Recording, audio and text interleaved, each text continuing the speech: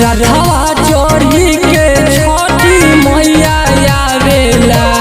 भौजी रथवा चढ़ी के छठी मैया आवेला यसो कर छठ पूजनवा जोरा लालनवा होतौना यसो कर छठ पूजनवा जोरा लालनवा होतौना।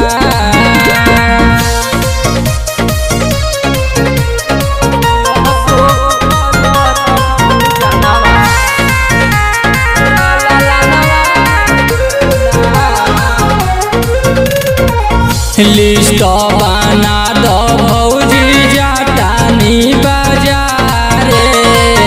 लेके हम आई में भौजी फल फल हरे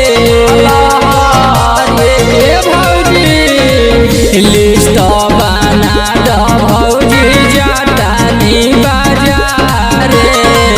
लेके हम आई में भौजी फल फल भौजी पूरा कर सबके सपना भौजी कर छठ पूजनवा जोर